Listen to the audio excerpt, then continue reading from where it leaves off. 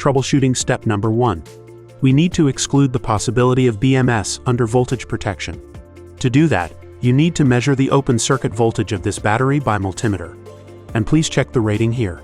If it says the voltage is under 10 volts, that means your battery is in under voltage protection. At this moment, the battery is refused to charge. To cancel this protection, you need to do 3 things. First, ensure the ambient temperature is above 41 degrees Fahrenheit. Second, all battery terminals connections have been removed. Third, use a charger with lithium battery activation function to charge the battery to above 12.4 volts. And if the rating of your battery is higher than 12 volts, please proceed to troubleshooting step number 2. Troubleshooting step number 2. We need to exclude other BMS protection possibilities. For example, low temperature protection or overcurrent protection. To check this, we need to log in to DC Home app to check the battery information and confirm whether the battery has triggered any corresponding protections. I will take low temperature protection as an example. If this protection is triggered, so please make sure the environment temperature is proper. Troubleshooting step number 3. Exclude the possibility of charger and the charging parameter mismatch. Please check the parameter settings of the charger. If the charging parameters are incorrect or the charger is mismatched, please switch to a proper charger and set them into proper parameters. If the charger parameters are matched, please proceed to the next step. Step number 4. We need to exclude the possibility of charger malfunction. Please replace the battery or charger for cross-validation. If the charger is faulty, please take appropriate measures such as buy a new charger. If the charger is normal, please proceed to the remaining steps. Please promptly active charging the battery after over-discharge.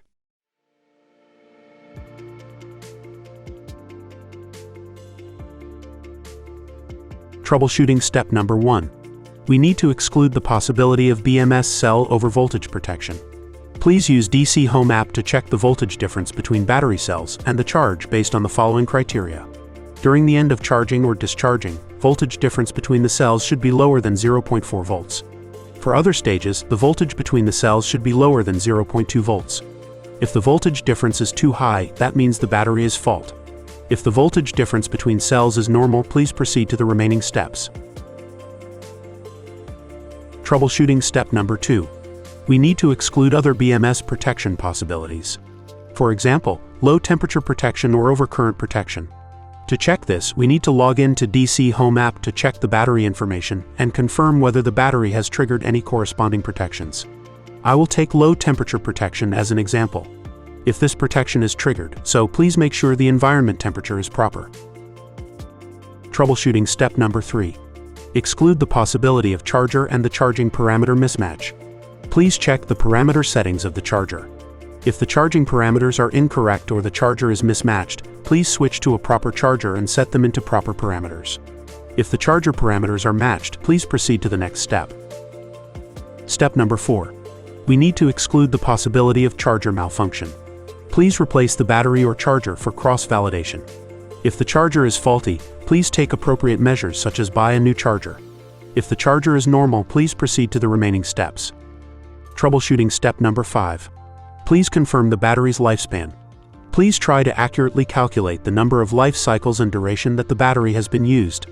If the battery has exceeded the 5,000 life cycles or the warranty period is void, it can be determined as a normal battery degradation. If the battery has not exceeded the 5,000 life cycles or the warranty is still validated, please proceed to judge the battery as a faulty battery. It's crucial to avoid the following 2 situations.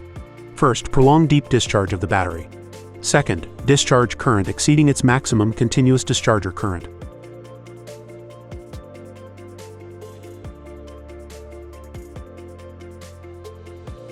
Step number 1. We need to fully charge the battery by a suitable charger. For a 12 volts battery, the open circuit voltage should reach 14.4 volts. And for a 24 volts battery, the open circuit voltage after charging should reach 28.8 volts. Step number 2. We need to exclude the possibility of main circuit fault. Disconnect all connections on the fully charged battery and let the battery stand idle for 2 hours. Please judge based on the following criteria. If your battery's open circuit voltage is lower than 13.4 volts, that means main circuit fault. Please refer to the after-sales process or contact our after-sales advisors. If the open circuit voltage is equal or higher than 13.4 volts, that means the main circuit is normal. Please proceed to the next step.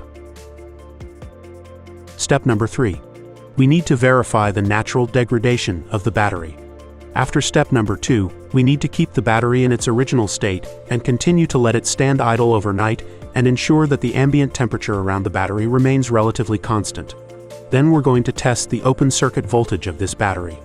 If it shows a significant change compared to the result of step number 2, judge it as a severe capacity degradation. If the open circuit voltage shows no significant change compared to step number 2, we need to proceed to the discharging test. Step 1 for discharge test. We need to find a resistive load with no end power, for example, a heater. Then use a fully charged battery to drive the above load, which means the heater, until the battery triggers BMS under voltage protection, at which point the battery will stop discharging. Record the continuous working time of the load. Last, calculate the battery capacity based on step number 1 and step number 2, and the actual battery capacity can be calculated by rated power times discharge duration. So you can get the power consumption. If the power consumption is below 30% of full capacity, judge it as a severe capacity degradation. Otherwise, it means normal. Troubleshooting step number 5. Please confirm the battery's lifespan. Please try to accurately calculate the number of life cycles and duration that the battery has been used. If the battery has exceeded the 5,000 life cycles or the warranty period is void, it can be determined as a normal battery degradation. If the battery has not exceeded the 5,000 life cycles or the warranty is still validated, please proceed to judge the battery as a faulty battery. Troubleshooting step number 1. We need to exclude the possibility of BMS under voltage protection. To do that, you need to measure the open circuit voltage of this battery by multimeter. And please check the rating here. If it says the voltage is under 10 volts, that means your battery is in under voltage protection. At this moment, the battery is refused to charge. To cancel this protection, you need to do 3 things. First, ensure the ambient temperature is above 41 degrees Fahrenheit. Second, all battery terminals connections have been removed. Third, use a charger with lithium battery activation function to charge the battery to above 12.4 volts. And if the rating of your battery is higher than 12 volts, please proceed to troubleshooting step number 2. Troubleshooting step number 2.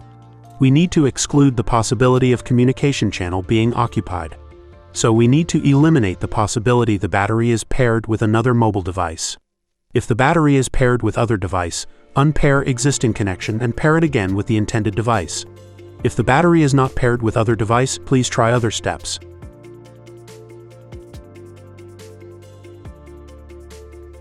Troubleshooting step number 3.